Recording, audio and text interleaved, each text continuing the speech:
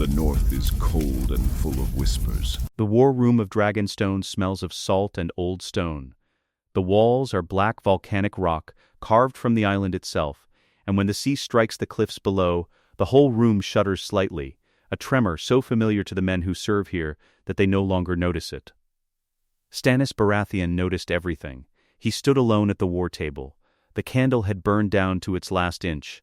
Maps of Westeros spread across the stone surface beneath his hands, the 7 kingdoms in ink and wax, every castle marked, every road traced, every river named. He was not looking at any of it. He was looking at a single piece of parchment. It was not a long document. Pate of Pennytree, personal squire to Sir Arthur Dane, the Sword of the Morning, had written it in a shaking hand on paper yellowed at the edges from 15 years of hiding. The seal at the bottom had cracked and dried, but the imprint held, the High Septon's mark, raised and formal and unmistakable. Stannis had sent the document to 3 different maesters in 3 different locations, without telling any of them why, without letting any of them speak to each other. And all 3 had returned the same verdict within the same fortnight. Genuine. Beside the confession, the marriage record. A witnessed copy, signed in Septon Maynard's own hand and countersigned by 2 witnesses whose names meant nothing on their own, but whose identities had been verified against tax rolls and census records from 281 AC, both real men, both accounted for, both dead now, which was the problem with evidence that was 15 years old. Dead men could not be questioned. They could only be proven. Rhaegar Targaryen. Lyanna Stark. A ceremony performed in secret before the siege began, before the world caught fire, before every story anyone had ever told about Robert's rebellion had been cut into the histories of the realm like letters in stone. Stannis had read both documents 11 times. He was a methodical man. He checked his own reading against the documents themselves again and again, because the alternative, being wrong, was not an alternative at all. A man who acted on false intelligence was a fool. A man who refused to act on true intelligence was a coward. He was not a fool, and he refused to be a coward, which left him standing alone at the war table at the end of a candle, staring at the end of his own ambition. A knock at the door. He had been expecting it. "Enter," Stannis said. Davos Seaworth came in from the corridor with his heavy cloak still carrying the cold of the sea walk, his shortened fingers wrapped in the fabric at his chest. He was the only man Stannis had summoned. Not Maester Cresson, not Celis, not the Red Woman. Davos, because Davos was the only man in the castle whose loyalty was not conditional on Stannis remaining useful to him. Stannis pushed the documents across the table without a word. Davos read slowly. He was not a natural reader. The letters came to him the way they come to a man who learned them late in life, each word extracted by deliberate effort. The candle crackled. The sea struck the cliff below. A full minute passed, then another. Davos's face moved through nothing identifiable, the careful blankness of a man who had spent decades showing the world less than he felt. He looked up.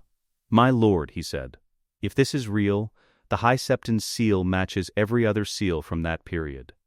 I had 3 different maesters compare it independently, without telling any of them why. All 3 confirmed it. Then, Joffrey is not. Joffrey is a bastard born of incest. We already knew that." Stannis said it flatly, the way a man reads a column of numbers. "This is something else, entirely."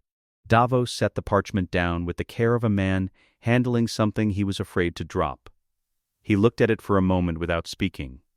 The silence between them had weight, 15 years of service, of siege and salt water, of a man who had once been a smuggler, kneeling before a lord who gave him justice and then cut his fingers off for breaking the law. They understood each other the way 2 men understand each other when they have stood in the same cold long enough to stop pretending. "The boy's name is Aegon," Stannis said.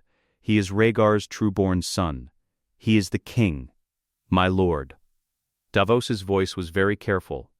"You cannot mean to. I mean to do exactly what the law requires. I do not want this. I want the throne. I have always wanted the throne.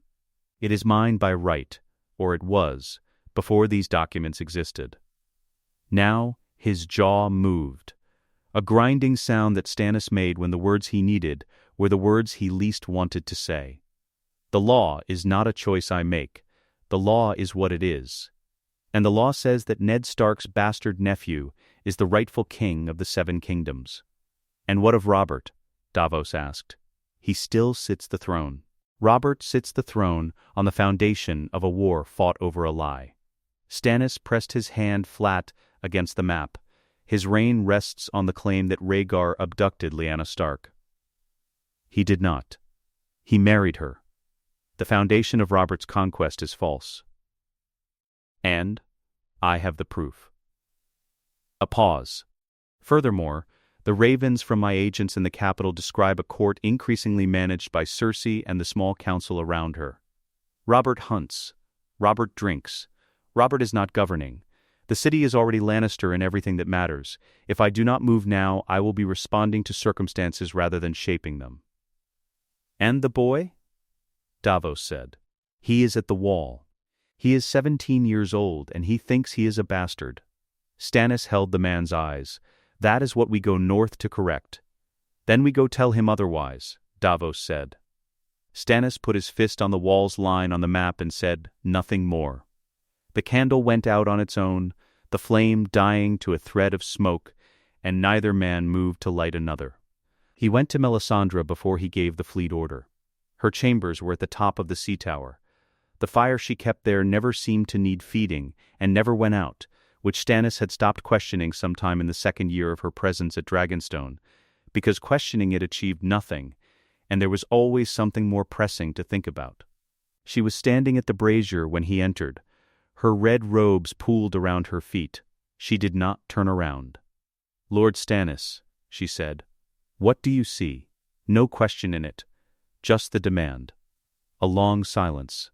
The fire spoke in her place, a low, shifting sound, almost like breathing. The light moved across the black walls. When she finally spoke, her voice carried the quality of someone reading from a text only they could see. I see fire, she said, and I see snow, and I cannot tell which will devour the other. Stannis stood in the doorway. He thought about telling her what Pate of Pennytree had been carrying in his chest for 15 years. He decided against it. Some intelligence was safest inside one mind. He left without speaking. His boots echoed down the spiral staircase, and the fire crackled behind him, and she did not call after him. The fleet captains assembled on the dock in gray pre-dawn light, breath clouding in the cold, the black water moving below the pilings. The Stormcrow, the Lady Mariah, the Fury, the Black Betha. His ships, his men, his command, every one of them expecting orders for King's Landing. Stannis stood at the head of the dock. Behind him the sea was the color of old iron. We sail north, he said, every ship that can float. We sail to Eastwatch by the sea. A beat. His chief captain stepped forward. My lord, the wall? What business does? The crown's business. Stannis held the man's eyes until the man looked away. Make ready. We leave on the tide. He walked back up the dock without waiting for responses. The cold came off the water and found the gaps in his armor, and he let it.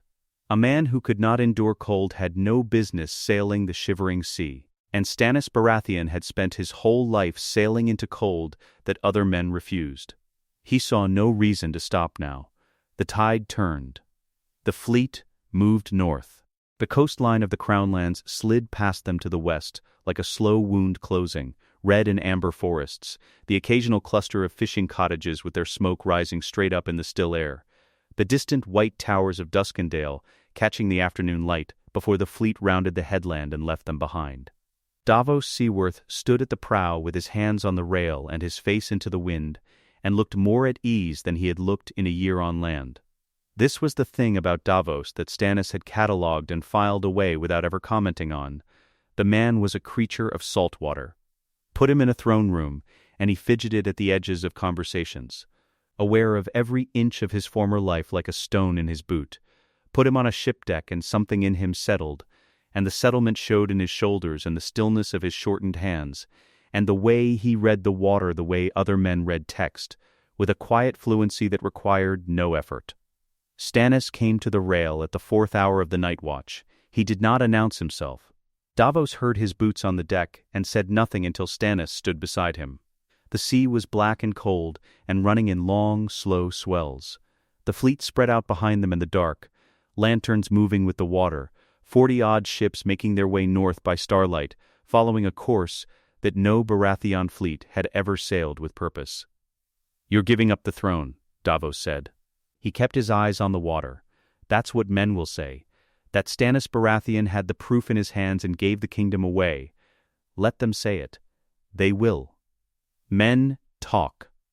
"Men talk," Stannis agreed. "Men also starve and burn and die in wars fought over false claims.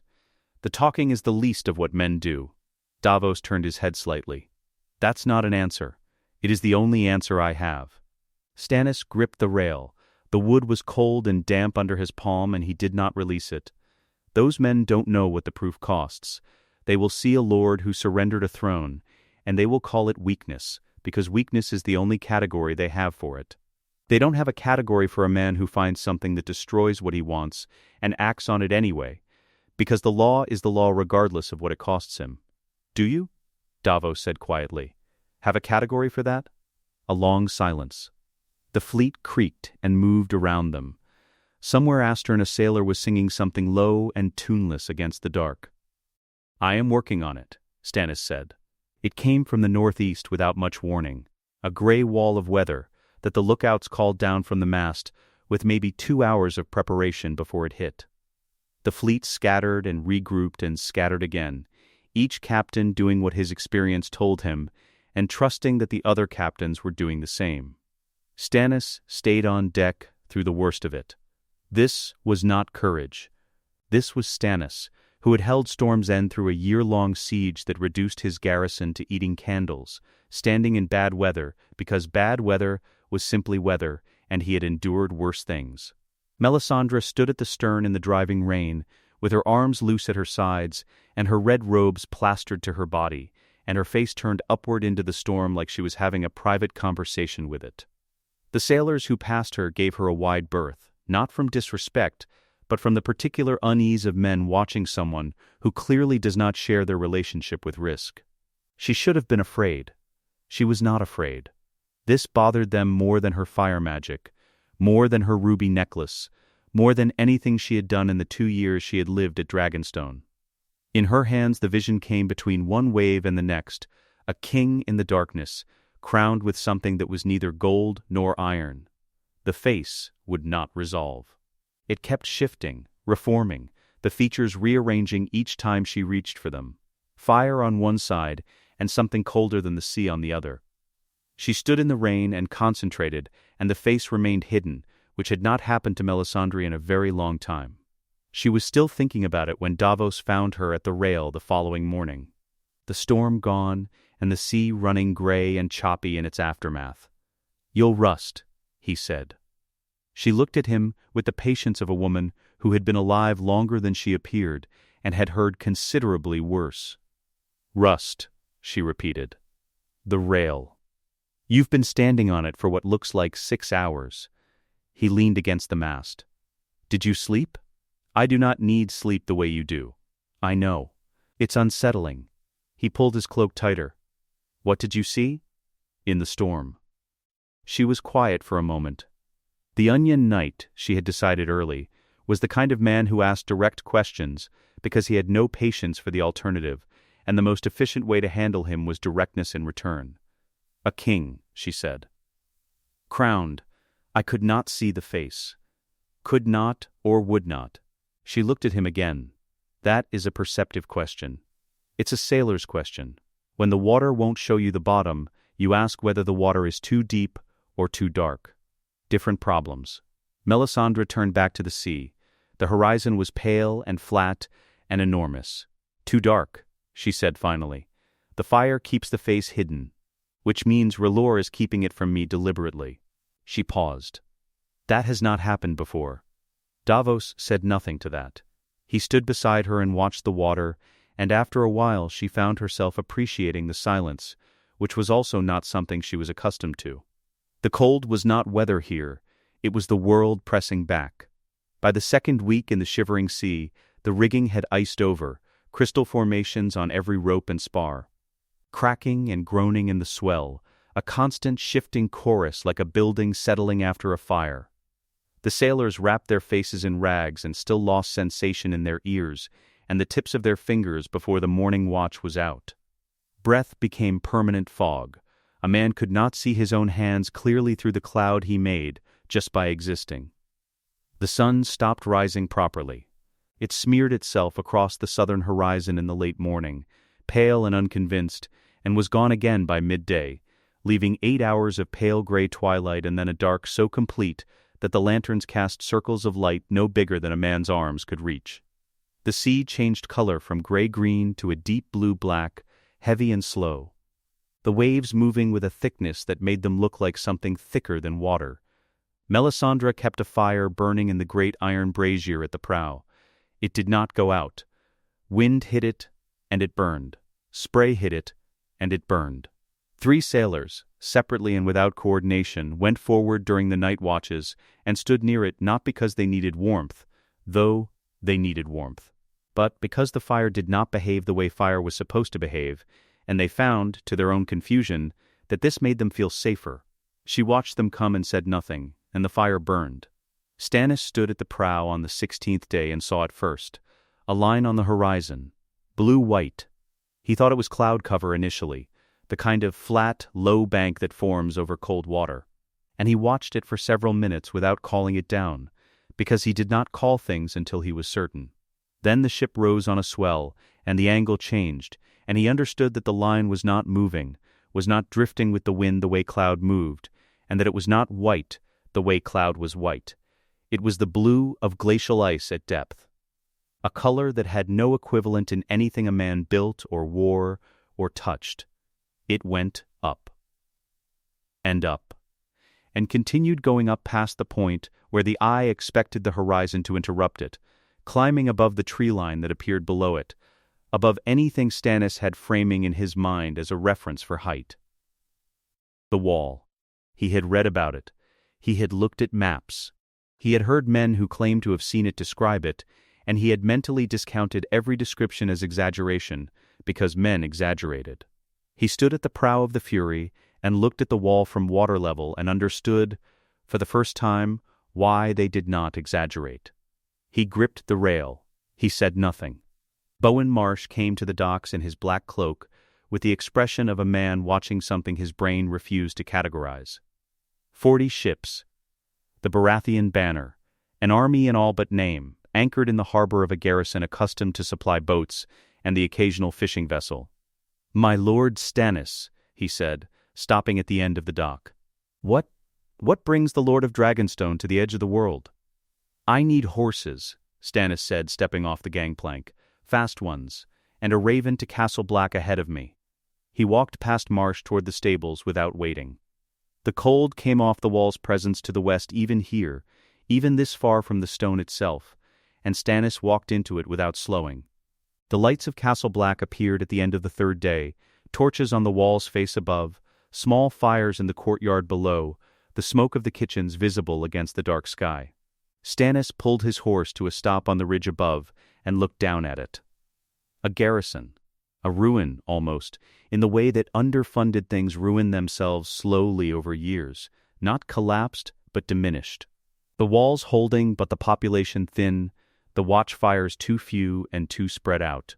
He had read the reports, he had filed the reports. He had never come. He looked at it for a long moment, this place at the edge of the world, where a boy who did not know what he was had come to disappear. And then he kicked his horse down the ridge toward the gate. The raven from Eastwatch arrived, while Jon Snow was bleeding. He was in the training yard with Gren and Pip, working through a sequence Sir Roderick Castle had drilled into him at age 9, because that was the only truth he had. His knuckles were split from where Gren had gotten through his guard with the wooden sword, and the cold air made the cuts sting in a way that kept him sharp. He reset his feet and went again. The raven came down in the maester's tower, and the boy carrying the message ran it to the yard with the particular breathless urgency of someone who had been told to run and had actually run. Jon read it twice, Lord Stannis Baratheon of Dragonstone arrives within the day with 20 knights. Prepare the hall. He stood in the yard with the parchment in his bleeding hand and Gren waiting for him to reset, and the wind coming off the wall above them like the wall was exhaling. He read it a third time, because the words did not rearrange themselves into something that made more sense on the third reading, but he checked. "What is it?"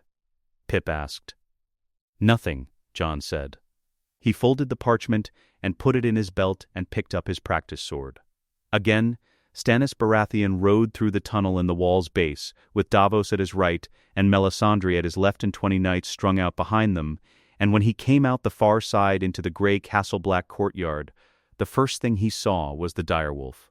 Ghost sat in the center of the yard, perfectly still, the size of a small horse, white as the wall above, with eyes the color of old blood. He was looking at Stannis the way stone looks at weather, without urgency, without threat, without any indication that the situation involved a choice. Stannis's horse shied. He controlled it with one hand and no visible effort, and looked at the direwolf, and the direwolf looked back at him. 20 knights stopped behind him. Nobody spoke. Stannis said, very quietly, "Get that animal out of my way." Ghost did not move. A long moment. The courtyard was silent except for wind and the distant creak of the wall settling into itself.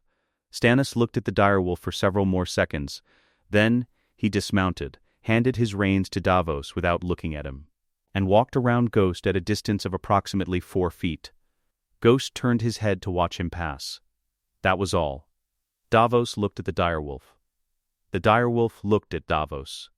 Davos dismounted and walked around it on the other side, giving it slightly more room than Stannis had. The knights followed in a ragged line, each of them navigating the animal with varying degrees of dignity. Melisandre alone walked straight toward Ghost, stopped within arm's reach, and looked into the red eyes for a moment that went on long enough to make 2 of the knights reach for their swords. Ghost lowered his head once, then he turned and padded away toward the stairs.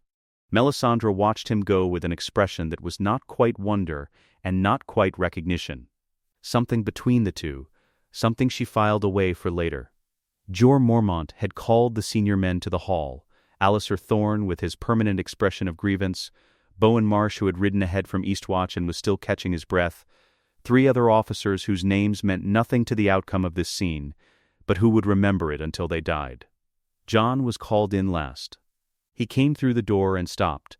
The hall was fire-lit and close, and Stannis Baratheon stood at the head of the table in his grey armor, with the crowned stag on the breastplate, and Jon had seen Stannis Baratheon exactly never, but he knew who this was, the way every high-born boy in Westeros knew who this was. Robert's brother. The man who held Storm's End through a year-long siege. The man who was supposed to be the next king after Robert, and wasn't, and never stopped being furious about it. He was studying Jon with the focused attention of a man verifying a document. Jon stood at attention and said nothing, and waited. The silence stretched. Alliser Thorne cleared his throat. Mormont shot him a look that closed his throat again. Stannis said, "You have the Stark look." "I've been told that," Jon said. Yes, something moved in Stannis's jaw. Davos Seaworth produced the documents from the leather case under his arm and laid them on the table. He smoothed them flat with the side of his hand and stepped back. Stannis picked up the first document, the squire's confession, and began to read. Not summarized, not paraphrased. He read it aloud, every word, in the dry, flat voice of a man reading legal testimony, which was precisely what it was. Pate of Pennytree's shaking hand rendered in Stannis's voice, the tourney of Harrenhal, the Tower of Joy, the journey to Old Town. The document carried across the realm while a war consumed everything behind it. The fire crackled, the cold pressed through the stone walls. Alliser Thorne's face moved through irritation into something he could not yet name. Stannis set down the confession and picked up the marriage record. He read the names, he read the seals, he read the witnesses, he set it down. Thorne said, This is absurd. A bastard's tale from a dead squire. You bring this fool nonsense before the Night's Watch and expect us to? You will be quiet, Stannis said. He did not raise his voice. He did not look at Thorne. I will not, Sir Alliser. Davos's voice was quiet, and very clear. You will be quiet now. Thorne looked at Davos. He looked at Stannis. He closed his mouth. Jon was not looking at either of them. He was looking at the documents on the table. His face had done something in the last 2 minutes. A sequence of movements he was not fully in control of. A kind of involuntary processing that started somewhere behind his eyes and worked its way through him. Denial. Then a confusion so complete it had no particular expression. Then a stillness that settled over him like cold water, the stillness of a man whose body has made a decision while his mind is still arriving. He said, "My father, my uncle." He stopped. "Start it again. Ned Stark would have told me." "Your uncle," Stannis said. The word carried a weight that landed with precision. "Told no one for 15 years. He kept you safe. He believed the secret was the only thing keeping you alive." He was correct. The moment the Lannisters knew the truth, you would have been dead before the Raven reached King's Landing. Jon put his hand on the table. "Not for balance. For contact with something solid. I need to think. There is nothing to think." Stannis's voice was not unkind. It was the voice of a man who had already done all the thinking available on this subject and was reporting the results. "You are Aegon of House Targaryen, Prince of Dragonstone, and rightful King of the Seven Kingdoms. What you need is not time to think. What you need is to understand what that means." The fire moved. Outside, the wind found a gap in the masonry and made a sound like someone breathing. Stannis Baratheon went to one knee. It happened without preamble, no announcement, no ceremony, no pause for effect. One moment, he was standing. The next he was not, his gray armored knee on the stone floor of a watch garrison at the edge of the world, his eyes level with the table surface, his back straight as a blade. Davos went to his knee behind him. The 20 knights, who had followed Stannis north through the shivering sea and through a tunnel in a 300-mile wall of ice, went to their knees in a sound like distant thunder. Alliser Thorne did not kneel. He was shaking, not with cold, not with fear exactly, but with the particular vibration of a man watching his entire understanding of the world reorganize itself without his permission. Mormont watched Jon's face. He had been watching it since the documents were produced, cataloging the movements there with the patience of a man who had spent decades reading men in impossible situations. He did not kneel yet. He waited. Jon looked at them. All of them. 22 men on their knees in firelight, and Stannis Baratheon, the most unbending man in Westeros, the man who had held a city on rats and leather, the man who had not smiled at his own wedding, kneeling on stone for a boy who had been scrubbing floors a month ago. "Get up," Jon said. His voice came out rougher than he intended. "Please," he looked at Stannis directly. "All of you, please get up." Stannis rose. The knights rose. "Your Grace," Stannis began. "Don't." Jon's hand came up. "Don't call me that yet." A silence. "I will call you what you are," Stannis said. "Whether you choose to act upon what you are, that is the only remaining question." Jon looked at the documents on the table. He looked at the fire. He looked at Ghost, who had appeared in the doorway behind him at some point during the reading without anyone noticing, and who was now sitting very still with his red eyes on Jon's face. 2 things. Living in the same body for 17 years without knowing it. A wolf's blood from his mother. A dragon's blood from his father. Looking at each other now for the first time, across a table, covered in proof. The Raven came from King's Landing at the 4th hour of the morning watch, when the wall above was blue-black in the pre-dawn and the courtyard torches had burned down to their last hours. The maester's boy ran it to Jon's chambers without knocking and shoved it under the door because the boy had read it and his hands were shaking and he did not want to be the one holding it when it was opened. Jon was not sleeping. He had not slept in 3 days, not properly, an hour here, half an hour there, the rest of the time lying in the dark of his cell looking at the stone ceiling and conducting the same argument with himself that reached no conclusion and started over. He heard the paper scrape under the door and lay still for a moment, then got up. He read it standing in the cold in his bare feet. He read it again. Ned Stark, Warden of the North and Hand of the King, had been taken by Janos Slynt's gold cloaks, the city watch of King's Landing, bought with Lannister gold, in the throne room. The charge was treason. Robert Baratheon was dead of the boar hunt wound. Joffrey sat the Iron Throne.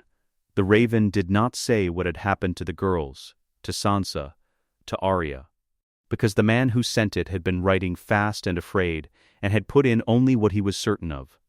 Jon was dressed and through the door before he fully knew he was moving. He found Stannis and the Lord Commander Solar, already awake, already standing at the map. Stannis had a quality that Jon was still cataloging. The man seemed to require less sleep than other people, the way some men required less food, as though his body had long ago decided that maintenance was a luxury and stripped it out of the schedule. Jon put the Raven on the map. He did not speak. Stannis read it. His expression did not change. He put it down. "I'm riding south," Jon said. "No, he is in a Lannister cell. Yes, they will kill him." Jon's voice was steady. He was controlling it with both hands, the way a man controls a horse that wants to bolt. "You understand what these people do. You have the documents. You know what they are." "I know what they are," Stannis said. "Which is exactly why I know that riding into King's Landing with 20 knights and a direwolf would accomplish nothing except providing them with a second prisoner and ending this before it begins." He did not raise his voice. He never raised his voice, which Jon was finding more difficult to argue against than shouting. "They will not kill your father immediately. They need him to confess." A signed confession of treason forces his supporters to stand down. It is not the execution that serves them. It is the legitimacy the confession provides. As long as Ned Stark refuses to sign, he is more valuable alive. And how long can he hold? How long can your father hold? Stannis repeated it back to him. "That is a question whose answer you know better than I do." Jon looked at the map. He pressed his fist against it without meaning to, knuckles white against the ink of the King's Road running south. "He'll hold until they give him a reason to stop. Until they threaten the girls. Then we have time," Stannis said. "Barely. But we have it. Sit down." "I don't need to sit. Sit down, Your Grace." The title landed differently in a command. Jon sat down. Stannis pulled the map between them and put 2 fingers on Castle Black, and began to speak with the methodical precision of a man who had been thinking through this since before the Raven arrived, who had perhaps been thinking through it since the moment he ordered the fleet north, because Stannis did not leave variables unexamined. "You have no army," Stannis said. "What I brought is 20 knights and a fleet that cannot march on land. The fleet is valuable. It gives us naval superiority on the eastern coast, which controls supply lines. Which I will explain to you later, because supply lines are the thing that wins wars, and no one teaches this to boys who should know it."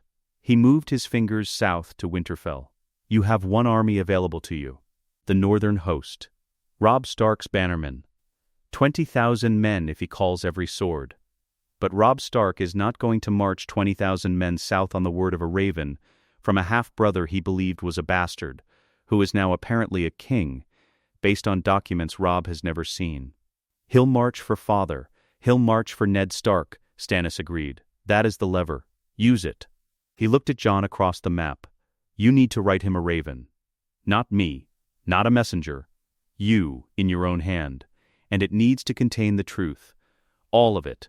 Because Robb Stark will ride north to Castle Black himself to call you a liar if you half-tell it, and we do not have time for that journey." Jon looked at the parchment Stannis had placed at the table's edge. Ink and quill beside it. The tools of the first thing a king would do, laid out by a man who thought 6 moves ahead, and had placed them here before Jon arrived, because Stannis had known Jon would arrive. "What do I say to him?" Jon said. "You say what is true. You were trained for honesty in Winterfell, I assume. Put it to use." Jon picked up the quill. He sat with it for a moment, not writing, feeling the weight of what the first word would mean. Once the first word was written, it was a letter. Once it was a letter, it was a command. Once it was a command, he was the thing Stannis kept calling him, and there was no going back to the yard and the wooden swords and the bleeding knuckles and the clean simplicity of being nobody. He wrote. He wrote for 20 minutes without stopping. When he was done, he read it back once and did not change anything, because the things that needed to be in it were in it, and the things that needed to be left out were not there, and adding or removing anything would make it less true. He sealed it. He handed it to Stannis. Stannis read it. He set it down. He said, "Good." Jon had not realized until that moment that he had wanted Stannis's approval on it, and the realization was uncomfortable because he was supposedly the king, and Stannis was supposedly his subject, and yet here they were. He filed it away for later. The raven went out before dawn. Varys received the intelligence from his little birds the way he received most things, seated, wine in hand, in a room that most people did not know existed behind a bookshelf in the Tower of the Hand. The bird in this case was a girl of 11 with quick eyes and a memory that reproduced spoken words with the accuracy of a trained scribe. She told him what the raven from Castle Black had contained. She told him the seal. She told him the words she had seen over the shoulder of the boy who carried it. Varys sat very still when she finished. He set his wine down on the arm of the chair with extreme care, the way a man sets something down when his hands might not be as steady as he requires them to be. "Oh," he said softly, to no one. "Oh, this changes everything." He sat in the dark for a long moment. Then he rose and went to find his access to the black cells, because there was a man in one of them who needed to know that his secret had found its legs. The cell was not as dark as cells usually were. Someone had left a torch in the corridor, not by accident. Nothing in the Red Keep happened by accident, and its light found the gap under the door and made a thin line across the stone floor. Ned Stark sat against the far wall with his knees up and his hands loose in his lap, doing what he had been doing for 3 days, counting the things he knew against the things he needed to know, and finding the count on the wrong side of acceptable. His leg hurt where it had been broken in the street. His ribs hurt from the arrest. His pride did not hurt, because he had stopped attending to his pride around the time they put him in the cell, on the grounds that pride was a luxury available to free men. The parchment came through the gap under the door without warning, folded small, pushed through quickly, gone back into the corridor before he could reach the door. He unfolded it in the thin torchlight and read Jon's handwriting and the words his nephew's son had written to his brother, and Ned closed his eyes.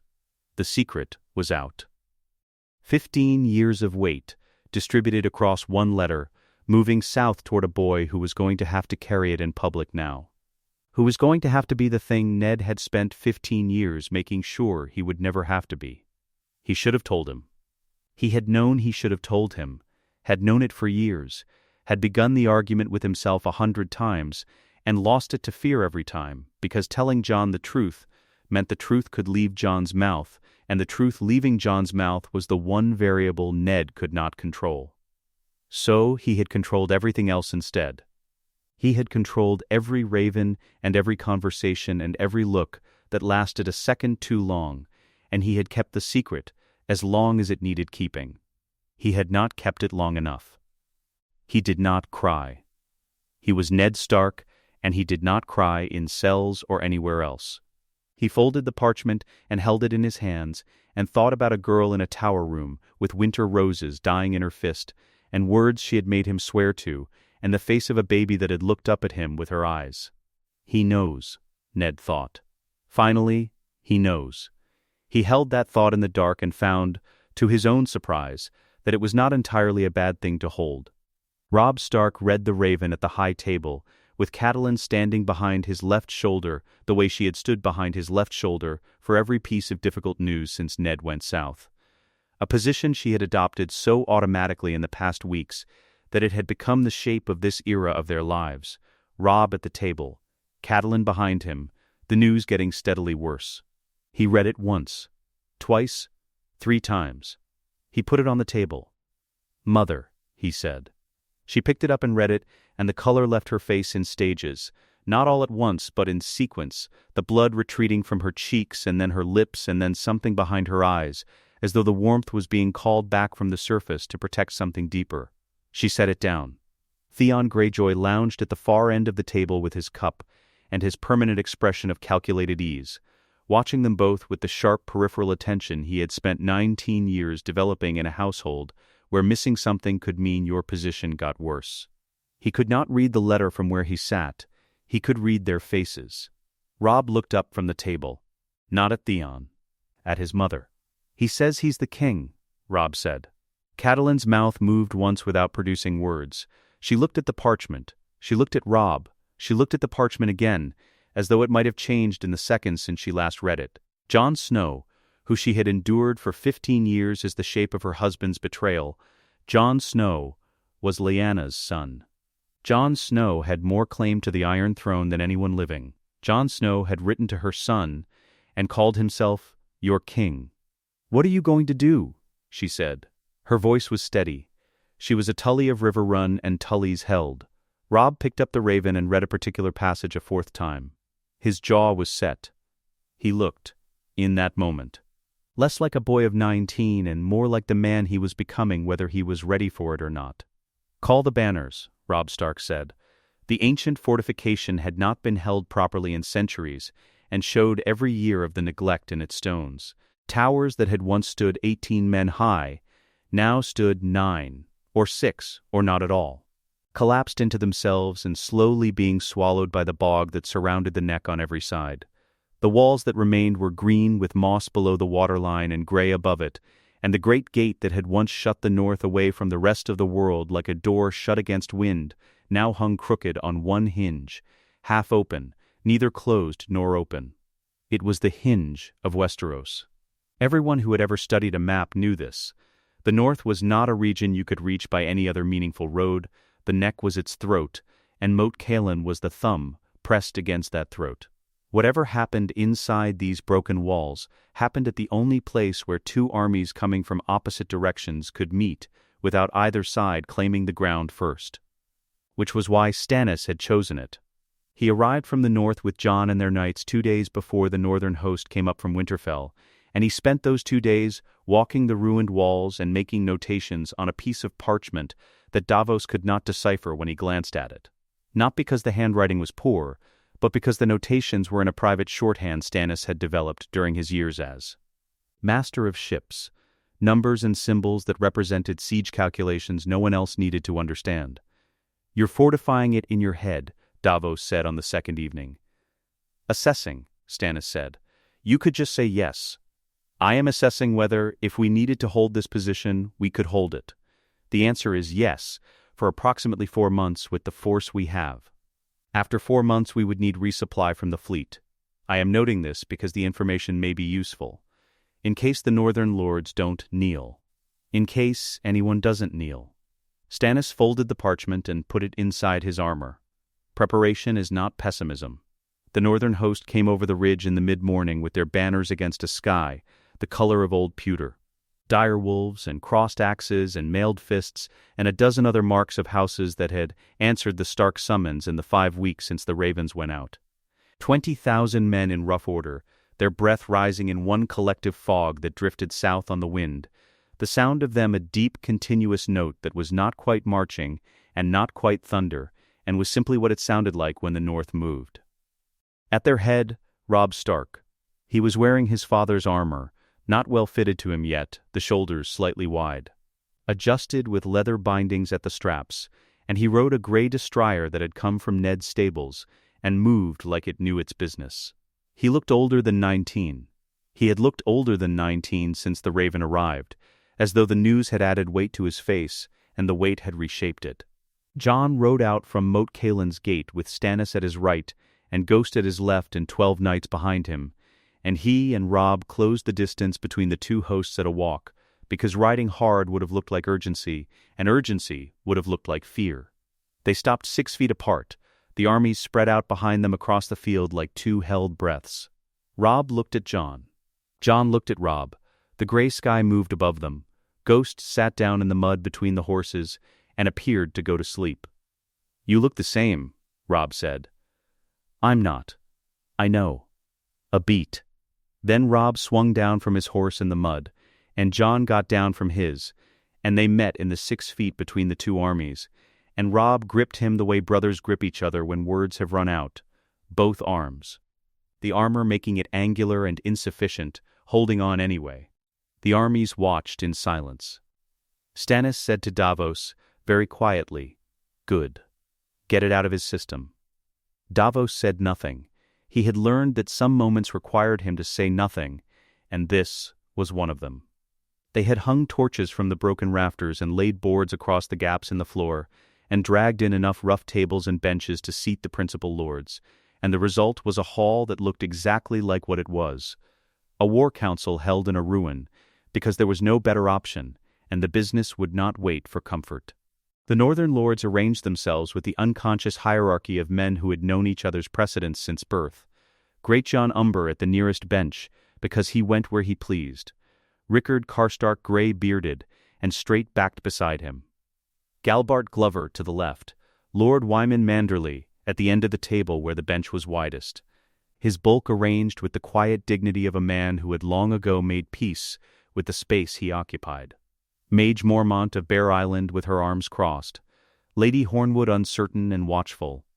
Catelyn Stark sat apart from the lords, not behind Robb this time. To the side, in the shadow near the wall, where she could see everyone's face without being required to show her own. Stannis stood at the head of the table and presented the documents without introduction.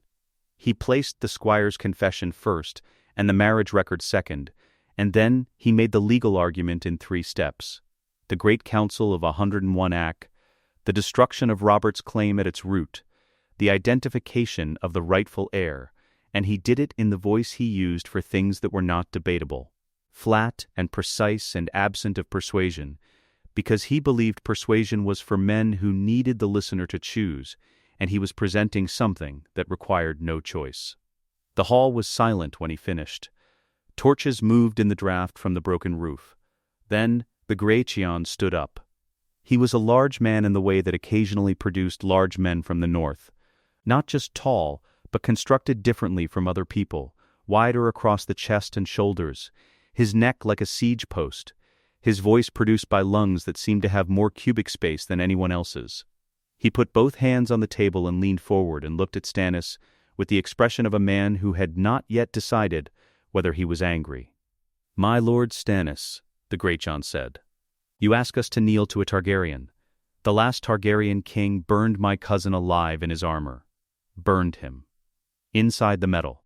Umber men died in Robert's rebellion overthrowing the dragons, and Stark men bled for it, and now you come north with a piece of parchment and a dead squire's ghost story, and say bow. I have walked across harder floors." Stannis looked at him. "You swore fealty to House Stark. House Stark swore fealty to the Iron Throne. The Iron Throne belongs to the rightful king, who is Aegon Targaryen. You are not being asked to kneel to a dragon. You are being asked to keep your oath." "Pretty talk," the Greyjon said. "The law does not require your admiration, Lord Umber. Only your compliance." Rickard Karstark leaned forward from his seat, gray brows pulled together. "We've heard no word from Lord Reed. Howland Reed was at the Tower of Joy. He knows what happened there, who held whose hand, what was sworn, what was carried out of that tower alive. Where is he? Why should 20,000 northern men march on the word of a dead squire and a Baratheon who never got over losing the throne he thought was his? A cold sentence. It landed with the weight it was thrown with. Stannis' jaw moved. He was forming a response, a legal response, the correct and sufficient response, when Jon spoke. "I have sent for Howland Reed."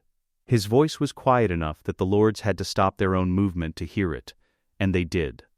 "He is riding from Greywater Watch. He will arrive before we reach the Riverlands. He was at the Tower of Joy. He was in the room when Lyanna Stark died, and he heard the words she made Ned Stark swear before she let go. His testimony will confirm every word in these documents." He paused. "I know what you're looking at. A boy who grew up in your lord's hall as his bastard, who fought with your sons in the yard and sat below the salt at your feasts, who you've known since he was old enough to hold a training sword. I am not asking you to see something different when you look at me. I know what you see." Jon put his hands on the table. The knuckles on his right hand were still scarred from the yard at Castle Black. "But I'm asking you to march, not for a Targaryen name you don't trust, not for documents sealed by a High Septon 15 years dead. March for the man in the Lannister dungeon who rode every one of your borders in winter, who came to your sick children and your failed harvests and your troubles, who held the North together for 17 years while keeping a secret that would have destroyed him if it got out. March for Ned Stark. That's all I'm asking." The hall was quiet. Robb Stark rose from his seat without speaking. He drew the sword at his hip and held it horizontally across both palms, in the formal presentation of a man acknowledging a superior. "Jon Snow was my brother," Robb said. "Aegon Targaryen is my king. The North remembers its oaths." He went to one knee on the rough-laid boards. The moment held for 2 full seconds, the kind of 2 seconds that have weight after them, that people remember the length of later when they describe what they witnessed. The Gratyon made a sound in his chest. It was not the sound of a man surrendering. It was the sound of a man whose respect had been taken from him by force, and who was acknowledging the force was sufficient. He went to his knee, the bench cracked under the shift of his weight, and held. Karstark went down. Glover, Manderly with a care that suggested his joints had opinions about cold floors. Lady Hornwood, quickly, as though the decision had been made for her by watching the others, and she was relieved to have it made. Maege Mormont last, slowly, watching Jon's face the whole way down, with the measuring look of a woman who was not done evaluating. Jon stood at the head of the table and looked at them and said nothing, because there was nothing to say that the moment had not already said more accurately. He found Catelyn in the corridor outside the hall afterward. She had not knelt. He had noticed and had not reacted, and had filed it in the place where he kept the things he did not have time for yet. She stopped when she saw him. They had not been alone together since before he left for the wall. "I never loved you," she said. No preamble. The Tully directness that Sansa had inherited and Arya had refused. "I need you to know that I know what that cost you. And I am sorry for it." Jon looked at her. "You don't need to be. I do." Her voice was controlled, but something under the control was working hard to stay there. "You were a child. You were Lyanna's child, and I knew it the moment Ned brought you home, because you had her face and her father's eyes and none of him, and I hated you for it, instead of grieving her the way I should have. It was unjust. What I did to you was unjust." Jon was quiet for a moment. "My lady." "Catelyn," he said the name carefully, trying it for the first time in his life without the prefix that had always separated them. "We have a war to fight." "Yes," she looked at him. Something in her face was working through a calculation she had not finished yet. "For what it is worth." She stopped. Straightened. "Your mother would be proud of what you said in there." Jon held her eyes for a moment longer than was necessary. Then he went back inside to plan a march. 25,000 men made a sound when they moved. Not the sound of any individual thing, not boots or hooves or the grinding of wagon wheels on roadstone, but the combined sound of all of it, a low, continuous presence that traveled ahead of the army the way a ship's bow wave travels ahead of the hull. Birds left trees before the vanguard arrived. Villages heard them coming an hour before the first rider appeared on the horizon. The road itself seemed to feel it, the packed earth carrying the vibrations south like a message. Stannis was not interested in the sound. He was interested in the numbers. He had commandeered the largest supply wagon for his map table, which now traveled at the center of the column with the counting boards and the ledgers, and the 3 men whose sole function was to track what the army ate, burned, and destroyed each day, and report the figures to Stannis every evening before the camp was fully set. Jon sat across from him at this table on the 3rd morning, because Stannis had told him to, in the tone that had replaced direct commands in their working arrangement, not quite an order, not quite a request, the voice of a man who expected compliance without requiring it. 25,000 soldiers, Stannis said. He turned a ledger toward Jon. "Read the daily consumption figure." Jon read it. 75,000 pounds of food. Per day. Not per week, per day. Stannis turned another page. Water, 12,500 gallons, minimum, not accounting for the horses. Feed for approximately 3,000 cavalry horses, 60,000 pounds of grain per day. The supply train requires 412 wagons, not counting the armory wagons, and those wagons require draft animals, and those draft animals require their own feed, which is not included in the 60,000 pounds figure. He turned the ledger back. "What does this tell you?" Jon looked at the numbers. "That the army eats more than the villages along the road can supply." "It tells you that the army is not a weapon," Stannis said. "A sword is a weapon. A ballista is a weapon. An army is a logistical problem that occasionally wins battles when it is not starving. Every general who has ever lost a campaign has lost it here, in these numbers, before a single man drew a sword. Aerys Targaryen had the largest army in the history of Westeros assembled outside King's Landing, and he lost anyway. Do you know why? The Lannisters betrayed him. The Lannisters betrayed him because his army ran out of food and gold simultaneously, and his allies started looking for better options. The betrayal was a consequence. The logistics were the cause. Stannis closed the ledger. A king who does not know where his bread comes from will starve. A king who does not know where his army's bread comes from will lose. Every supply meeting I hold, you attend. Every counting board I review, you sit beside me. When this is done, and you sit the throne and some lord tells you the campaign is going well, you will know how to look at his supply train and determine whether he is telling the truth. Jon looked at the ledger. He looked at the road running south outside the wagon's canvas flap, the column of men moving through the gray morning. 25,000 mouths and 60,000 horses and 400 wagons, and all of it moving toward King's Landing on the logic of a dead squire's confession. And if I sit the throne and some lord's supply train is telling me the truth, and the campaign is still failing, he said. Stannis almost, not quite, but almost, looked at him with something approaching approval. Then you look at his water. The twin towers of House Frey rose from the Green Fork, like a pair of thumbs pressing down on the only practical crossing in 100 miles of river, and the gate between them was shut. Lord Walder Frey had lived for 90-odd years by the simple method of having something everyone needed and charging accordingly for the use of it.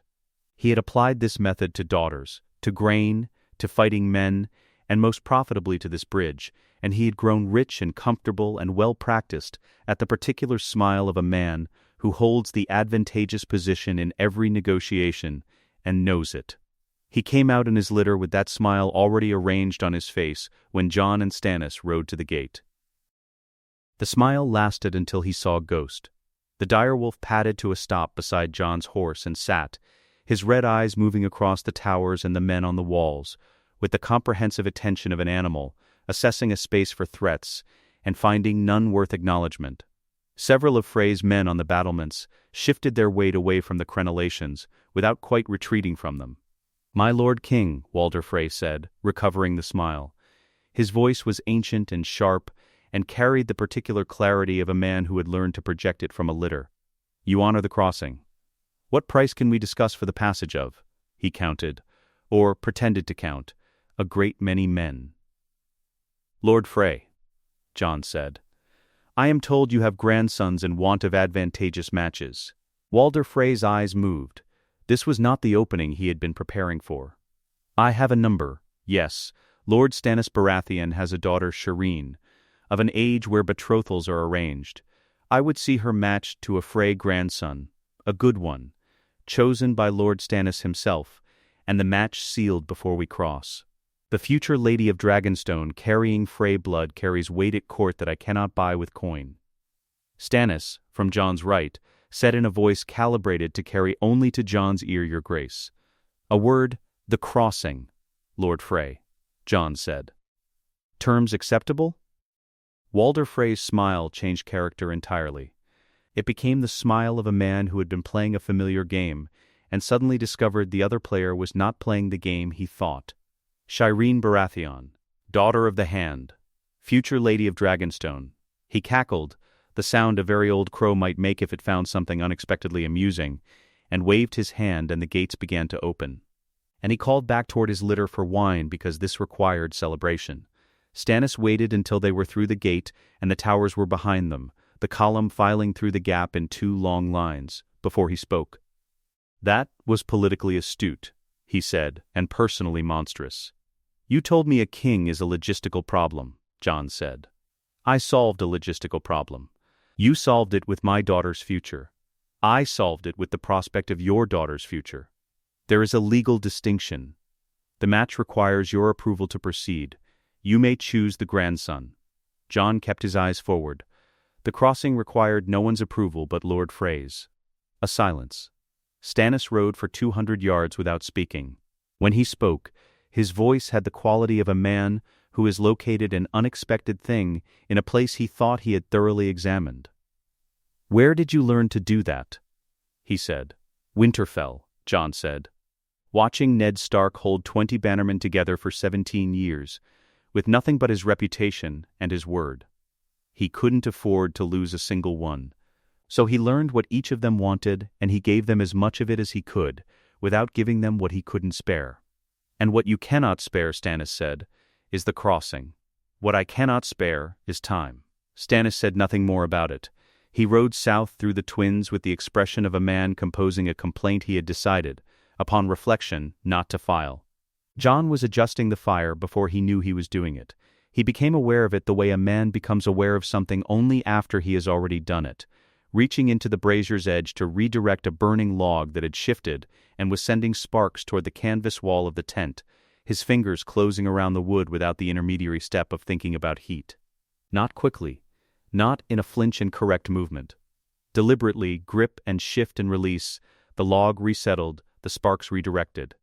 He looked at his hand. The palm was unmarked. Ghost was watching him from the tent's entrance. Red eyes in the dark, steady and unblinking, the same attention the direwolf had been paying him for weeks.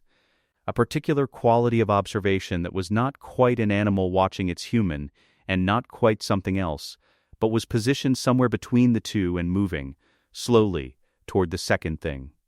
Jon flexed his fingers. Nothing. No pain. No redness. He did not mention it. He put his hand in his lap and looked at the fire until the watch changed, and Davos came in with the evening reports, and the moment closed. Howland Reed arrived on a brown horse that had been ridden hard and was done with it, and he looked like a man who had been traveling fast for 2 weeks, and had decided somewhere in the second week that stopping to sleep was a personal choice he was choosing not to make. He was smaller than Jon had expected, quiet in the way that still water is quiet, not an absence, but a contained presence. The stillness of something that ran deep. He had his daughter's gray-green eyes, or she had his, and the eyes went to Jon's face the moment he entered the tent and stayed there. Jon sent everyone out. Davos went without being asked. Stannis left with the careful absence of a man giving privacy he has decided is required. They were alone. Howland looked at Jon for a long time without speaking. His expression moved through several things and settled on something that did not have a clean name. Recognition weighted with grief, weighted with something that might have been relief, long delayed. "You have her eyes," he said. "She had gray eyes like yours. Not exactly, hers were lighter. But the shape is the same." Jon said, "Tell me." And Howland told him. The Tower of Joy as Jon had never seen it, not from the documents, not from inference, but from the ground level of a man who had been there. The 3 Kingsguard who would not move. The fight that Ned had never fully described to anyone, the way it actually went, the thing Ned had carried for 17 years as a private shame. Howland's knife, not Ned's sword, and the greatest knight in the 7 Kingdoms going down not in single combat, but because Howland Reed had done the ugly necessary thing, while Arthur Dayne's attention was on the man he was about to kill. Then the tower, the stairs, the room. She was holding flowers, Howland said. Blue roses, brought from somewhere I never knew where. They were half dead by then. She was holding them like she'd forgotten she was holding them. And she looked at Ned and she said. He stopped. Jon did not fill the silence. He waited. She said, "Promise me." That was all. Not what to do or how to do it, just promise. She trusted him to know what she meant. Howland's voice did not break, it simply became very careful. The way a man's voice becomes careful when he is speaking close to something he has kept away from for a long time. He promised. And then, she was gone. And he picked you up, and you were the only living thing in that room, and he stood there for I don't know how long, I stopped counting, and then he walked out into the light, and he never talked about it again. Jon looked at the tent wall. The fire outside threw the shadow of the canvas into shapes that moved without meaning. She didn't know me, Jon said. No, Howland said. But she knew what she was giving you to. And she trusted him. He paused. She was right to.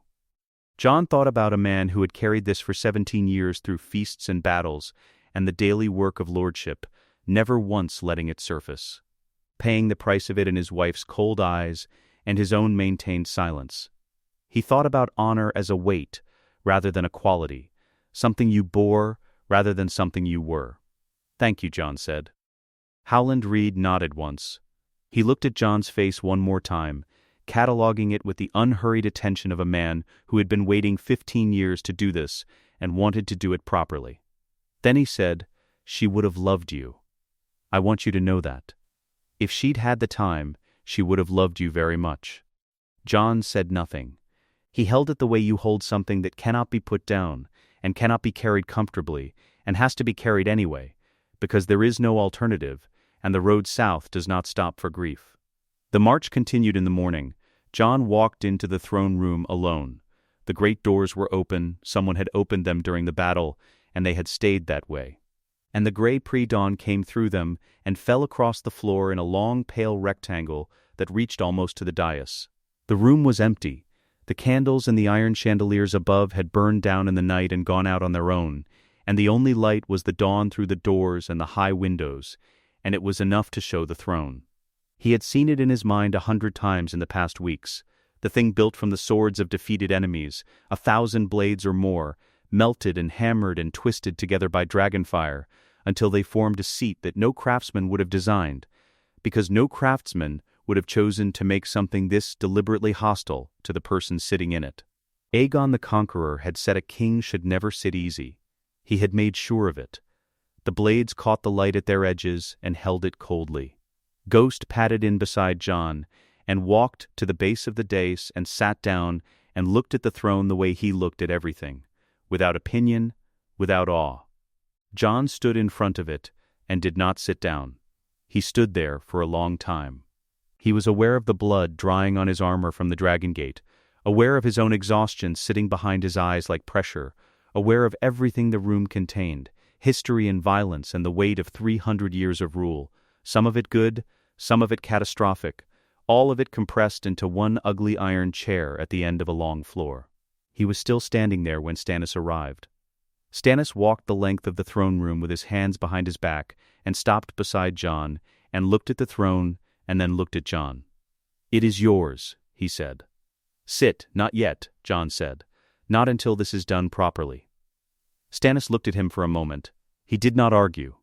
He turned and walked back toward the doors to give the orders that would begin the day's work, and Jon stayed where he was for another minute, looking at the throne and letting the looking be enough, for now. The door opened, and the light came in, and Ned Stark shut his eyes against it. He had been in the dark long enough that light had become a physical event. He put his hand up. The guard, a different guard, wearing different colors from the ones who had been guarding him, said something about walking, and Ned walked. The corridors were unfamiliar at this pace. He had come in under arrest, which was not the way the Red Keep was designed to be experienced. He was aware of his leg, the badly healed break that pulled with each step. He was aware of his ribs. He kept his back straight and his chin level because he was Ned Stark, and the corridor was not yet the kind of place where he could stop doing that. They brought him to the throne room.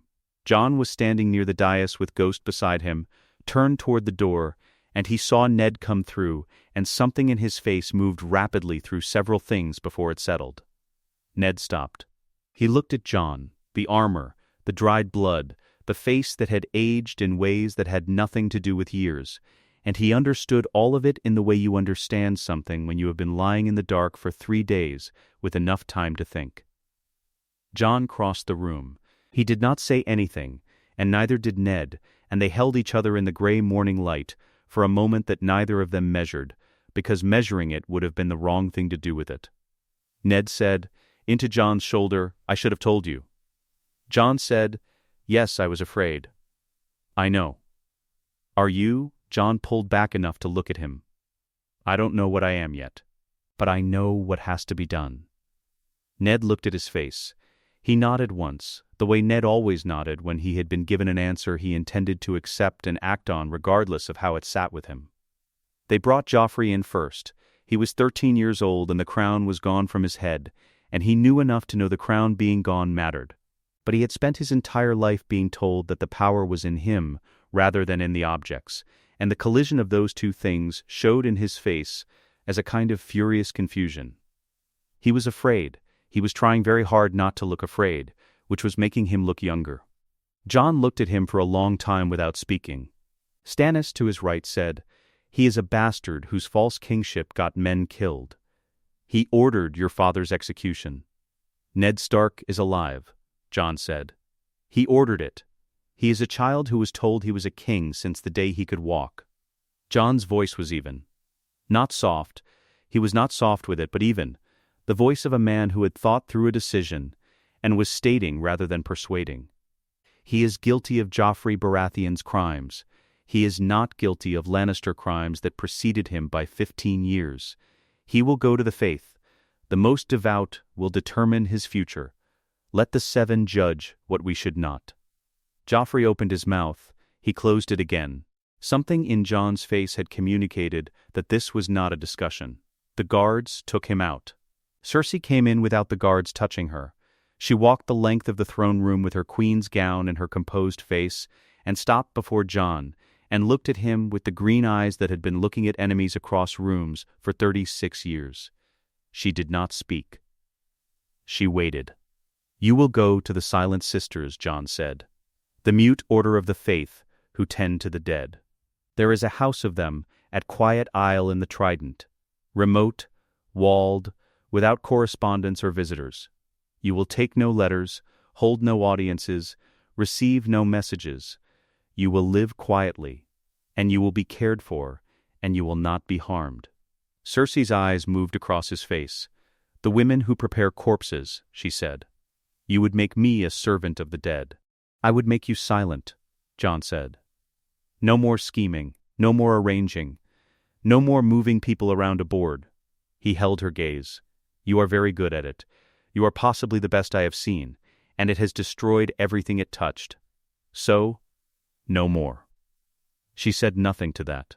She looked at him for a long moment, long enough that Stannis shifted his weight beside Jon. Long enough that Davos near the door stopped examining the floor. Then she turned and walked back toward the door, and the guards fell in beside her, and she did not look back. Pycelle was brought in shaking, and was dismissed shaking, sentenced to the citadel under supervision, stripped of his chain, his chambers, his pigeons, his proximity to anyone whose food he might advise upon. He wept during the sentencing, and Jon watched him weep, and felt nothing he would not examine later. Petyr Baelish walked into the throne room the way he walked into every room, as though he had been there before and expected to be there again, and had already worked out the angles. His face was calm. His clothes were impeccable despite the night the city had just had, which told Jon everything about what Baelish considered worth preparing for. He offered intelligence before Jon could speak. He named figures and alliances and debts owed. He offered the Book of the Crown's finances, which he had managed for years, which he said only he could interpret. He offered Harrenhal. He offered 3 marriage proposals he claimed to have already arranged with houses that would be useful. Jon let him finish. Then Jon said, "Did you betray Ned Stark?" Baelish's eyes moved. "My lord, the situation at that time required yes or no." "The situation was considerably more complex than take him out," Jon said. Baelish went very still. For one moment the performance fell away and the thing underneath it was visible. Not fear exactly, but the recognition of a man who had built his entire existence on the premise that he could always find a way through, and had just encountered the wall at the end of the corridor. It lasted 1 second. Then the performance came back. It did not matter. The guards were already moving. Jon watched him go without expression.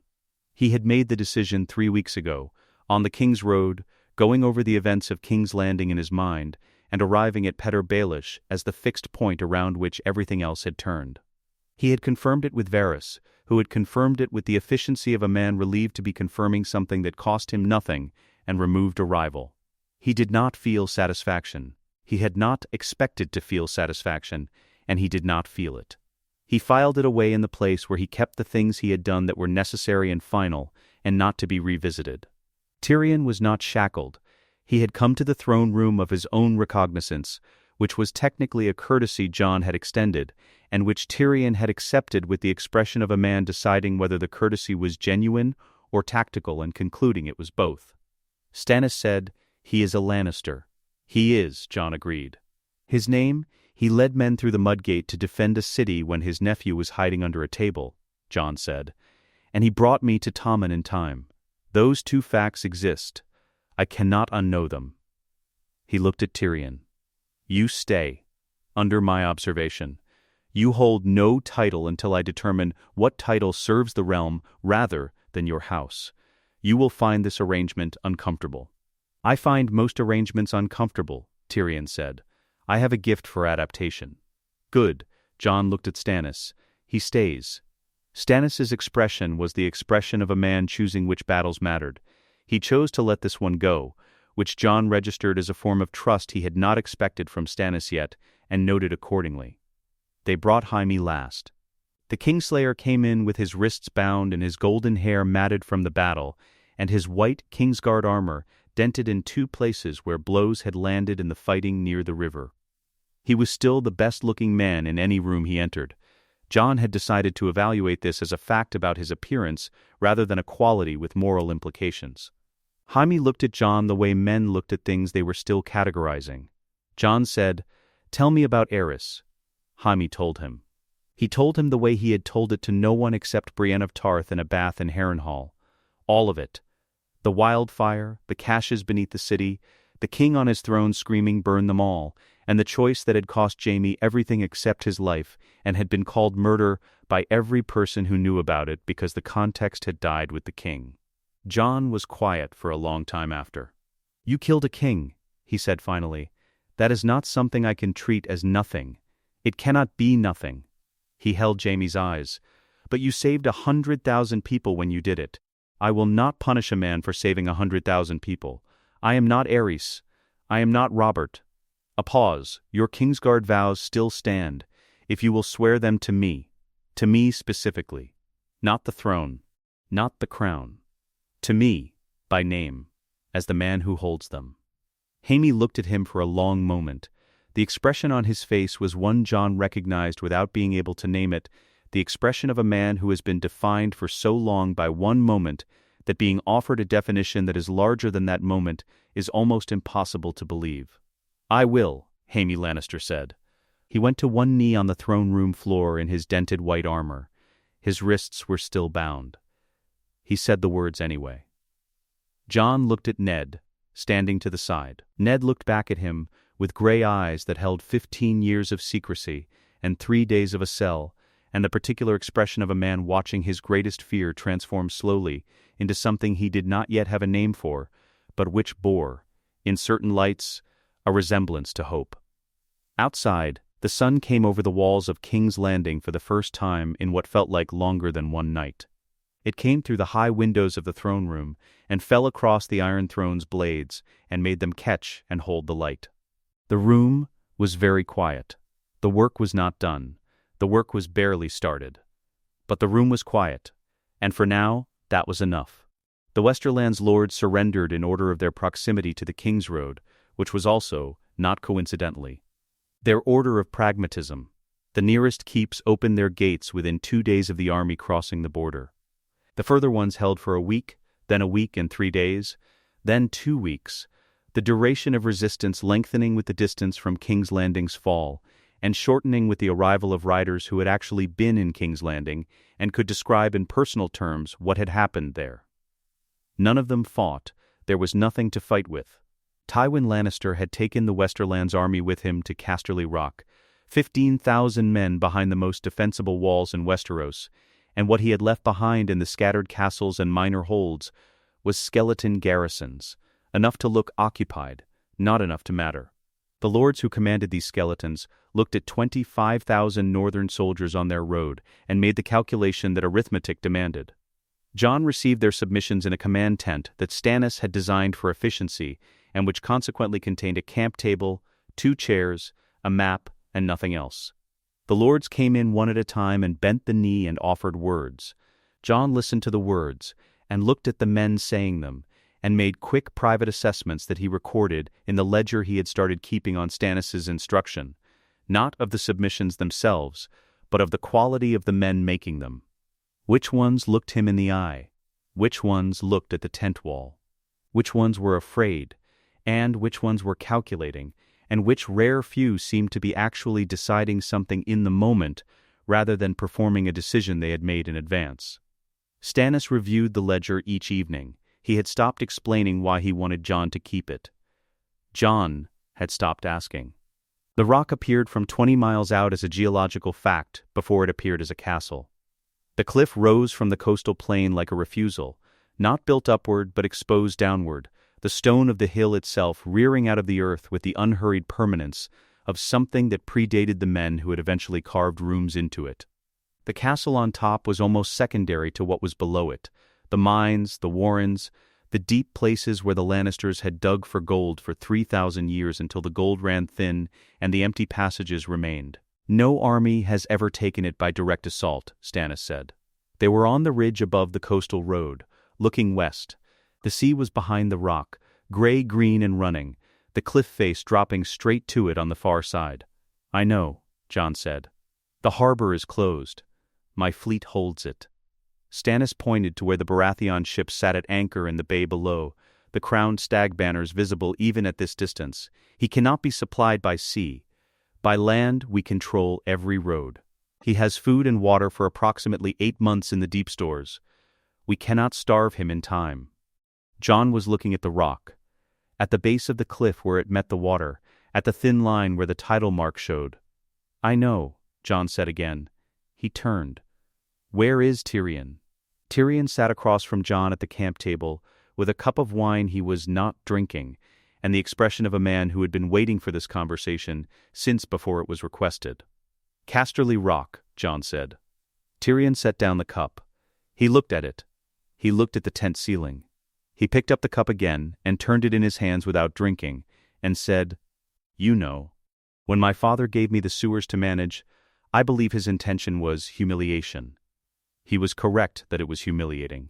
He was wrong that it was worthless. Jon waited.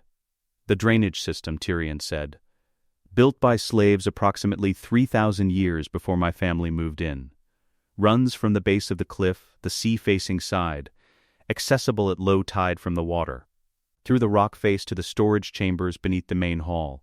It was designed to let seawater flush the waste out. The engineering is extraordinary. My father paid no attention to it whatsoever because it was sewage, and Tywin Lannister did not involve himself with sewage. I spent 2 years involved with it. He drank. It is exactly large enough for a man in light armor. There is one junction where a man of average height can stand almost upright. At low tide, the sea mouth is accessible by boat. The tent was very quiet. How many men? Jon asked. 500, maximum, and that number assumes they are selected for size rather than experience, which is a compromise. The passages branch twice before they reach the storage chambers. A man who takes the wrong branch at the first junction ends up in the latrine system, which is unpleasant but survivable if he retraces. A man who takes the wrong branch at the second junction ends up in the old mine workings, which are structurally unsound and have been since approximately 200 years ago, when my great-great-grandfather's steward ignored the mason's report about the eastern supports. Tyrion paused. I was a very thorough steward of those sewers. You're going with them, Jon said. Obviously, Tyrion said it without inflection, the word landing like something that had been decided before the conversation began. I know every junction. I know the timing of the tidal flush. I know which passages have standing water and which are dry, and which one has a collapsed section that requires crawling for approximately 40 feet. He looked at Jon across the table. Ghost cannot come. The passages won't accommodate him. I know, Jon said. I know you know. I am saying it because I want it recorded that I thought of it. Tyrion looked into his cup. I know this because no one told me to stop learning it. My father gave me the sewers to occupy me, and I studied them comprehensively because it was something to study. He never asked what I had learned. He assumed the work was beneath retention. A pause. He made that assumption about me consistently. Jon looked at him for a moment. Are you certain you want to go through those passages? It is your family's home. It is my father's home, Tyrion said. It has never been mine. A home requires the inhabitants to be glad of your presence. No one in Casterly Rock has ever been glad of mine, excepting my brother and one woman who was killed for it. He stood. When do we go? 3 days. Low tide is at the 4th hour. I'll have your 500 ready. Tyrion nodded. He moved toward the tent door. He stopped. He will not surrender, Tyrion said without turning around. I want you to understand that before you go in there expecting it. My father has never surrendered anything in his life. He will be armored, and he will be standing, and he will be waiting for you specifically. He will want to look at you. He will want to see what Rhaegar made. Tyrion's voice was entirely without sentiment. Be prepared for that. The sea was black and cold, and the cliff face rose from it in the dark, and the boat barely had room to hold the 12 men in it, which was the point. 12 boats, 12 groups of 40, moving to the same point at the same pace, with the timing coordinated by the fleet's signal lanterns visible from the boats, as a single blink every 5 minutes. Ghost waited on the ridge above the coastal road with Harwyn and 2 men whose sole job was to bring the direwolf through the main gate once it opened from the inside.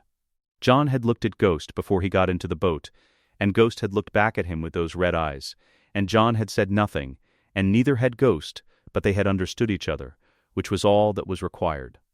Tyrion was in the first boat. He had wrapped his fine clothes in oilskin. He was wearing leather armor that the armorer had required 3 fittings to achieve because the armorer had never made a piece for someone of Tyrion's dimensions, and had treated each fitting with the combination of professional focus and poorly concealed bewilderment that Tyrion had. Experienced from craftsmen his entire life. The sewer mouth was below the waterline at high tide, and above it at low by approximately 8 feet, a stone arch cut into the cliff face, older than the castle above it, the keystone carved with a lion's head that had been weathered past recognition by 3,000 years of salt water. Tyrion looked at it for a moment from the boat. In, he said. The passage was everything he had described, and worse to experience than to describe, because description could convey the dimensions and the smell and the cold, but not the weight of the rock above you, the particular pressure of 3,000 years of stone and history and family pressing down. Tyrion moved through it, with a torch held forward and his memory providing the rest. Calling the junctions quietly when they came. Left here, stay left, the right drops, and the column of 500 men followed the sound of his voice through the dark. The junction he had warned about, 40 feet of crawling on stone, that was wet and cold and sharp-edged. He went through it first, and the column came after him one by one, and the man who had been raised in this castle among people who would not look at him went through its bowels in the dark and came out into the storage chambers with his hands bleeding from the stone, and stood up and looked.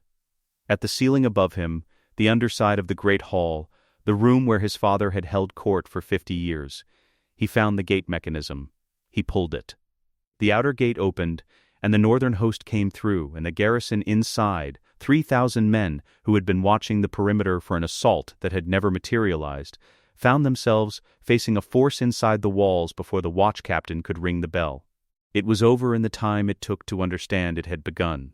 Ghost came through the main gate with Harwyn, moving across the courtyard with the particular unhurried fluency of an animal that had never doubted it would get here. He was exactly where Tyrion had said he would be. Armored in Lannister gold, the great lion's head on his breastplate, his greatsword in his hand. He stood at the center of the room with his back to the window where the dawn was coming off the sea.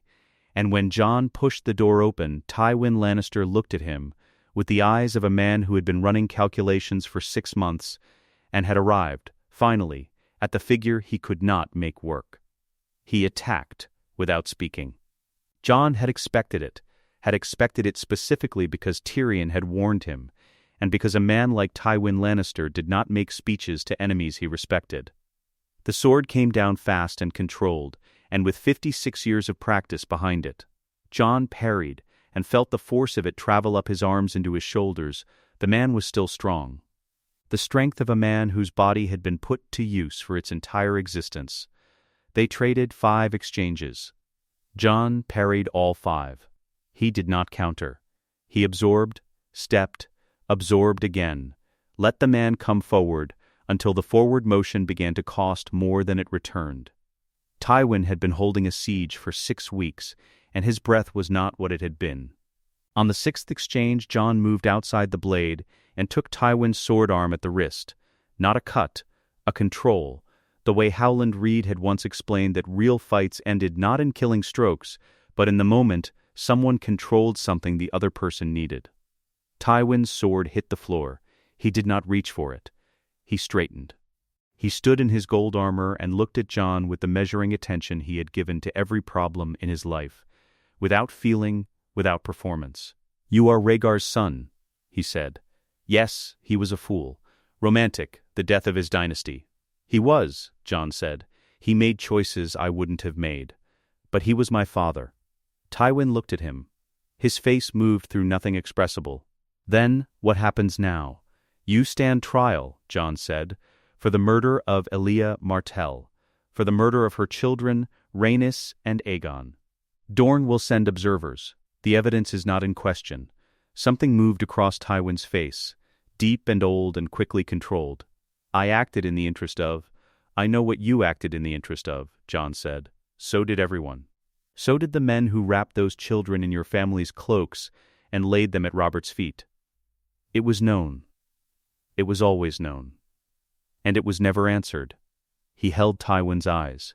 It will be answered now. Oberyn Martell sat in the observer's chair with his spear across his knees and watched the proceedings with the controlled attention of a man who had been waiting 15 years for this room and was not going to waste a second of it by looking anywhere other than directly at what was happening.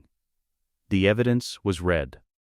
The testimony of surviving household members from the sack of King's Landing. The account of men who had been there. 7 lords deliberated for 4 hours and returned unanimous. Tywin Lannister was beheaded in the courtyard on a gray morning with the sea audible below the cliff. He did not speak before it. He stood straight, and he said nothing, and he died the way he had lived, without giving anyone the satisfaction of seeing the inside of him. Oberyn watched the proceedings from beginning to end and sat with his hands on his spear and his face still, and when it was over he sat for a long time in the emptied hall without moving. Jon found Tyrion outside. He was sitting on the steps that led down to the harbor, looking at the water. He had a cup in his hand. He was not pretending to be fine, and he was not falling apart. He was sitting with something he had known was coming and had discovered was different to experience than to anticipate. "Are you all right?" Jon said. Tyrion looked at the water for a long moment. The sea moved below them, patient and indifferent. "He never believed I was his son," Tyrion said. "Not truly. I think he suspected my mother had taken a lover, which is wrong as far as I can determine. I am absolutely his son. I have his intelligence, his comfort with ruthlessness, his inability to let anything go unfinished. I am every inch a Lannister." He drank. The difference is that I have spent all my years trying not to be. Jon sat down beside him on the steps. The sea moved. The wind came off it cold and clean. Trying, Tyrion said, is not the same as succeeding. But it is, perhaps, the more honest position. They sat in silence for a while. Below them, the fleet moved in the harbor, the crowned stag banners running out in the morning wind. The rock behind them was quiet. 3,000 years of gold and stone and family, and the last lord of Casterly Rock had gone out in a courtyard without a word.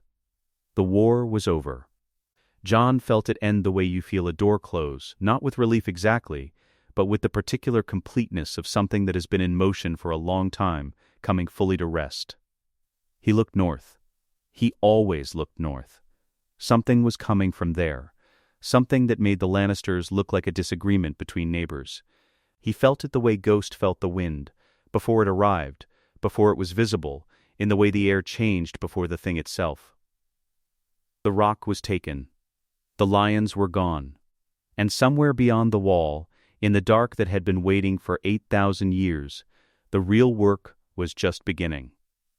The crown they brought him was Robert's. It sat on a velvet cushion in the throne room's antechamber, and a steward presented it with the formality the moment seemed to require. Both hands, head bowed, the gold catching the morning light the way gold was designed to catch light. Heavy, ornate, the stag's antlers worked into the metalwork, set with black diamonds that Robert had added during his 3rd year on the throne, because he felt the original was insufficiently impressive. Jon looked at it for a long time. Then he said, "No." The steward looked up.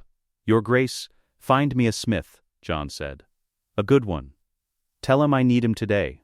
The smith's name was Ulmer, a broad, quiet man from Flea Bottom, whose father had been a smith and whose grandfather had been a smith, the craft passing through his family the way certain things passed, not taught exactly, but absorbed, present in the hands before the mind had words for it. He came to the Red Keep with the expression of a man who had been told the king wanted a smith, and had decided the sensible response was to bring his tools and say very little. Jon told him what he wanted. Ulmer listened without writing anything down. When Jon finished, the smith looked at the materials Jon had indicated, the bar of iron, the dragonglass fragments from the dragonstone supply that Stannis had shipped south 2 weeks ago, the 2 small garnets from a broken piece of Lannister jewelry that Jon had taken from the treasury specifically for their color. Ulmer said, "The dragonglass won't inlay the way gemstone inlays. The material doesn't hold the same way." "I know," Jon said. "Set it in iron bezels. Like the garnets. Small settings, tight ones, so it reads as part of the surface." Ulmer looked at him. "It won't be beautiful. I know that too." The smith nodded once and went to work. The throne room. King's Landing. The coronation. The great lords had come in from across the realm and their banners filled the hall the way banners filled halls, color and symbol pressing against the stone. The visual language of Westerosi power made cloth and dye and thread. The direwolf of the north hung beside the crowned stag of the Stormlands. The fish of the Tullys. The Rose of the Reach, House Tyrell having arrived 3 weeks prior with Mace Tyrell himself, pink-faced and eager in the way of men who had switched allegiances at precisely the right moment, and were relieved to find the new side apparently willing to overlook the timing. Robb Stark stood at the front of the northern contingent, with the Great Jon at his shoulder, and Howland Reed 2 steps back. Quiet as standing water.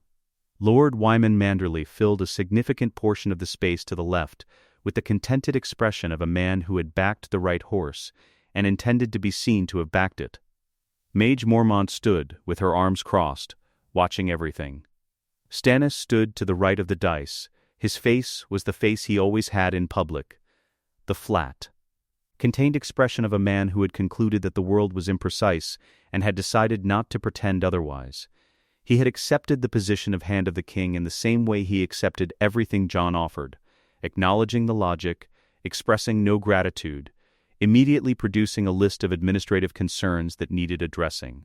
Oberyn Martell stood to the left in Dornish silk, leaning on nothing, watching everything with the dark eyes that had watched Tywin's trial and Tywin's execution with the same level attention. He had not smiled yet. He had not been angry either. He occupied something between the two that was more watchful than either. Tyrion stood near the back with no title and no house sigil, and the expression of a man attending an event whose historical significance he appreciated, and whose personal significance he was still determining. The High Septon performed the ceremony. Jon stood before the throne in plain dark armor. No gold. No silk. The northern lords had offered to dress him in finery, and he had declined with a patience that the northern lords had recognized, having known him in one form or another his whole life, as the particular patience of a man who has made a decision and will not be moved from it without a reason better than tradition. The words were traditional. The High Septon spoke them, and Jon answered them, and the iron crown, dark, inlaid with points of dragonglass black as obsidian and 2 small garnets the color of ghosts' eyes, was placed on his head. It was not beautiful. It sat with the weight of iron and the coldness of something that had not been warmed by human hands long enough to give back heat. Jon said the traditional response. Then, he said, "And defend them against all who threaten them. From the south and from the east." A pause. "And from the north." He did not elaborate. The lords in the hall heard the addition, and most of them filed it under the acceptable eccentricities of a new king, establishing his voice. Howland Reed heard it and looked at the floor. Robb heard it and looked at Jon's face. Stannis heard it and heard the whole sentence behind it, the one Jon hadn't spoken. Ghost, who had been sitting at the base of the dais throughout the ceremony, turned his head north. Jon found Ned there before the others arrived, standing at the window that looked toward the city's northern wall. He had his hands behind his back, and he was looking at nothing in particular with the expression he wore when he was thinking about something he had not yet resolved into words. Jon came to stand beside him. They stood at the window together the way they had stood at Winterfell's walls on winter mornings when Jon was young, and Ned would come to check the guard and find Jon already there. Watching the dark. "You should have been Lord of Winterfell to the end," Jon said. "I'm sorry the kingdom had to complicate that." Ned was quiet for a moment. "I was never made for King's Landing. I knew it the day Robert first asked me to come south. The city feels like a room with walls too close." He looked out the window. "The north doesn't." "Then go home," Jon said. "Rule the north. Keep it strong." "What's coming? I'll need the north strong when it arrives." Ned turned to look at him. "You know about the White Walkers. I've seen one," Jon said. "I've killed one. I know what they are and I know what's coming, and I know the wall isn't enough on its own, which means I need every house north of the neck preparing for a war that no one in this building except you and Stannis and I believes is real." He looked at Ned directly. "I need you there. I need you telling the bannermen. I need you making sure the dragonglass is mined and the watch is reinforced, and the food stores are deep enough to outlast a winter that might last a generation." Ned held his eyes. "You've seen them." "Yes." A long silence. Ned looked at the iron crown on Jon's head, the dark metal, the dragonglass, the garnets, and something moved through his face that had no simple name. Pride and grief at the same time. The expression of a man who had carried a secret for 17 years and was looking at what the secret had become. "Your mother," Ned said. "She asked me to keep you safe. She didn't ask me to keep you small. I think she would have known the difference." Jon said nothing. He held it. Ned put his hand on Jon's shoulder once, the same gesture, the same weight as every time he had done it, in every year of Jon's life. Then he dropped it and straightened, and became again the Warden of the North, because that was what was needed, and Ned Stark gave what was needed. "I'll leave at first light," Ned said. The first snow fell on King's Landing at the 7th hour. It came from a sky that had been gray all day, dropping in flakes that were small and tentative at first, and then less tentative, settling on the rooftops and the cobblestones and the water troughs and the windowsills, with the quiet permanence of something that intended to stay. The people of the city came out of their doorways and looked up at it. Some of them had never seen snow in King's Landing. Most of them had seen it only once or twice, the rare winter storm that came this far south and was gone in a day. Jon stood at the window of the Hand's Tower and watched it fall. He heard Stannis come in behind him. He did not turn. They stood at the window together and watched the snow settle on the Sept of Baelor, on the docks below, on the city that had been fighting for the last 6 months and was now, for this moment, quiet under white. "You could have burned those documents," Jon said. "Yes," Stannis said. "No one knew you had them. Aaron was dead. The squire was dead. You could have sat the throne and called it justice. Called it right of succession. The legal argument was there. Yes, why didn't you?" The snow came down steadily outside. The city's lights moved in it, torches and lanterns making small halos in the falling white. Stannis was quiet for a long time. When he spoke, his voice had the quality it only had in private, not softer exactly, but less armored. The voice of a man who had decided this particular room and this particular person constituted a place where performance was unnecessary. "Because a man who burns evidence of another man's rights is not a king," he said.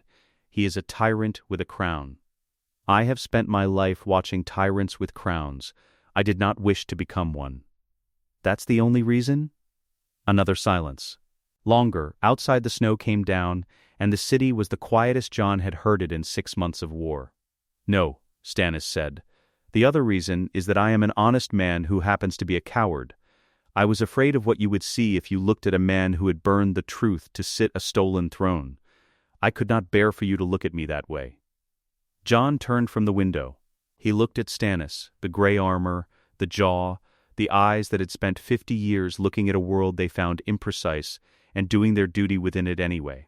I would not have known, Jon said. I would have known, Stannis said. The snow fell between them and the city and the window and kept falling. The long night is coming, Stannis, I know. I'm going to need you. Not the hand. Not the legal mind. You, Jon held his eyes. When it comes from the north and the lords start looking for reasons to go home, and the cold gets into everything, and men start making decisions that fear makes instead of sense, I'm going to need you standing next to me telling me what the numbers say, and what the numbers mean, and what we do next. Stannis looked at him for a moment. Something in his face moved and settled. You have me, he said, your grace. Ghost padded between them from somewhere in the room's interior and placed himself at the window and sat, looking north. His red eyes caught the torchlight. His white coat was perfectly still. The snow came down outside and some of it caught on his fur at the ears and melted. Jon turned back to the window and stood beside the direwolf and looked north with him. Somewhere past the horizon, past the city's walls and the King's Road and the Neck and the vast dark weight of the north, past the wall itself and the gift and the haunted forest and everything past that, something moved in the dark. He felt it the way Ghost felt wind. Not as knowledge, as certainty. He was 17 years old with an iron crown on his head, and a war behind him and a longer war ahead.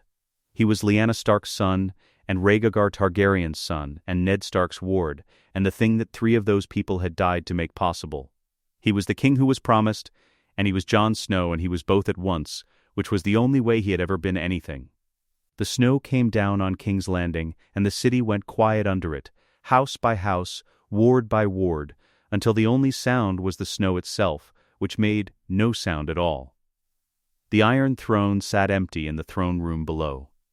The great doors were open to the night. Snow drifted through them on the wind, settling on the stone floor, finding the spaces between the sword blades. Covering the iron with white, slow and quiet and without hurry, it had waited 300 years. It could wait a little longer. Let us know what you'd like to see next. The end.